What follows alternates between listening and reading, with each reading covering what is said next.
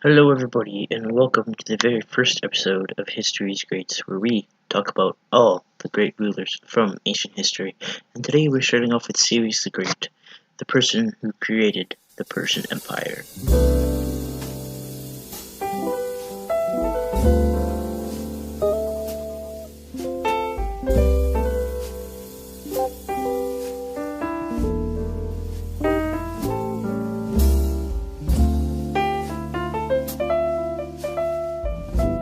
Cyrus the Great.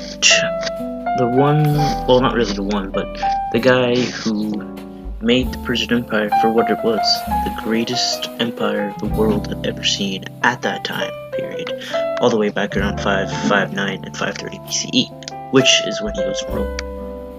The Greeks also referred to him as Cyrus the Elder. He was, through his reign and life, he was the king of Persia, Media, Lydia, and Babylon. And he was born 568, anywhere from 568 to 600 BCE, and died 530, around age 68 to 70, but nobody can say for sure. And not much was known about his early life from time to time. Like, no one knew really much about him. But there is one legend told by the Greek historian Herodotus. I don't know if you know who Herodotus is, but he's one of the first historians from Greece, of all places, right? And according to the legend, he was the grandson of the Median king Astyages. When he was born, Astyages had a dream that Cyrus would one day overthrow him, which in the long run turned out to be true. Once he figured that out, or once he had the dream, I should say, he ordered that the baby, Cyrus, should be left in the mountains. Basically, he was killing him. Yeah, but somehow he was then rescued by herding folk, and the herding folk raised him as their own.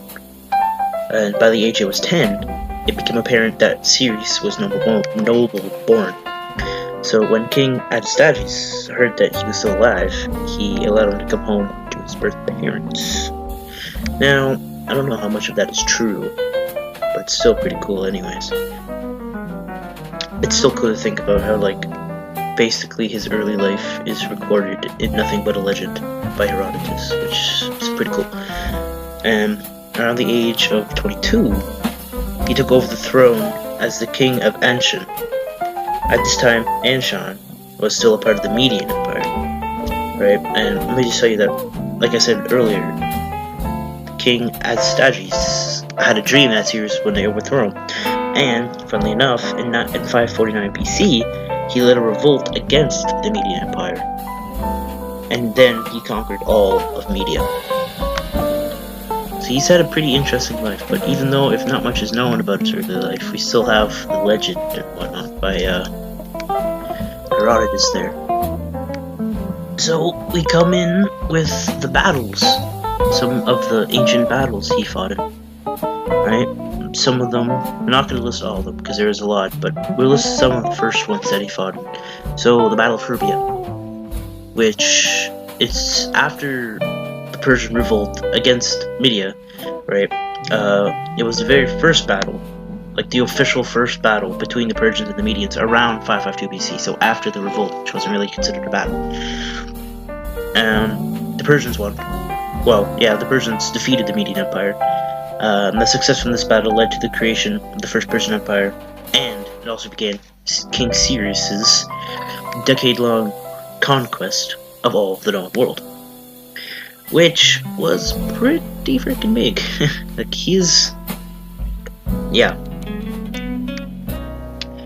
He had the largest empire from the Mediterranean Sea and Hellespont to the Indus River all the way in the east. And that's quite a far distance. Another battle that he was in was the Battle of the Persian Border, which took place against the Persians and the Medians. It was not a complete victory for Persia, but it did show the diminishing power of the Median Empire in Southwest Asia, which eventually led to the complete downfall, and let him, Cyrus the Great, lead one of the greatest empires of all time, of that time, I should say. And funnily enough, it was the first battle Cambyses the First fought with his son, Cyrus the Great. So father and son defeated well, not defeated, but fought together against the Median Empire to win. And the last battle we are going to take a quick look at is the Battle of Opis, which was fought in 539 BCE, and it was a major engagement between the armies of Persia and the Neo-Babylonian Empire during the Persian invasion of Mesopotamia. So they were trying to expand as far as they could into Mesopotamia, and it took place on the strategic riverside of the city of Opis, of course, right? And it said that they won without like a great fight, and after they won like the battle, they walked in and conquered Babylon, like the capital of Babylonia, without a fight.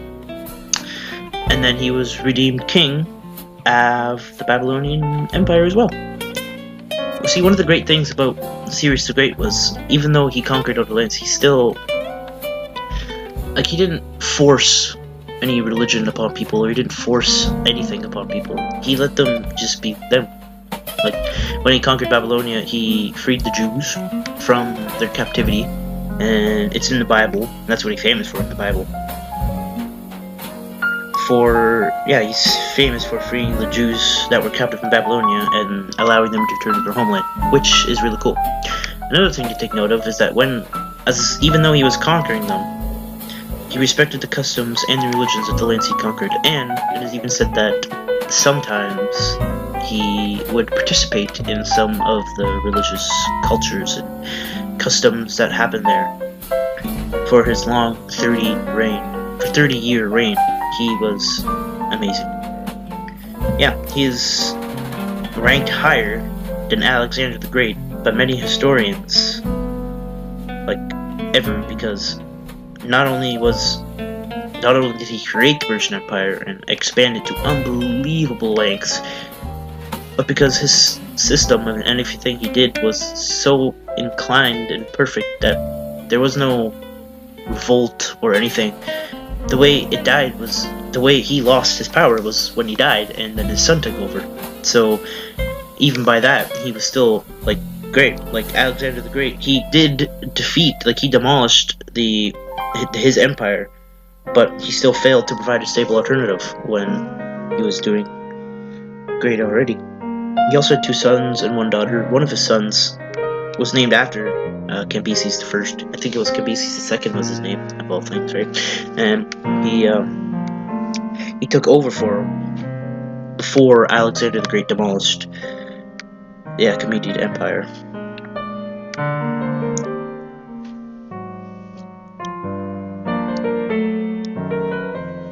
And now we are going to take a commercial break to hear from our sponsors.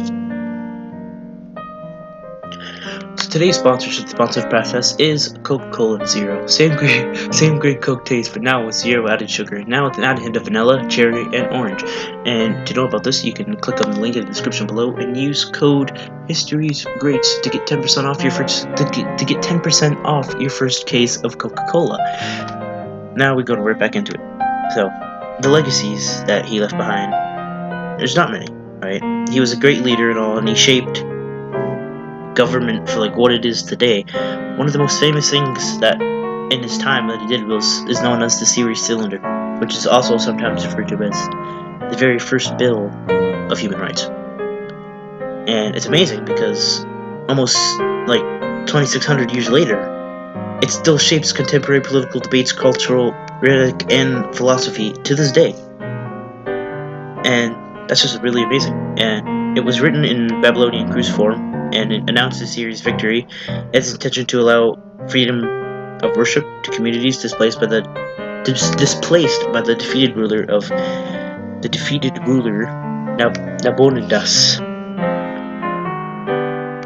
And yeah, so this was our episode of Histories Greats. Let me know down below in the comments if you'd like to see more. And I would just like to take this time to thank you all for listening for the whole time. And be sure to like and subscribe to my YouTube channel. And anyways, this is me signing off. You have a great day.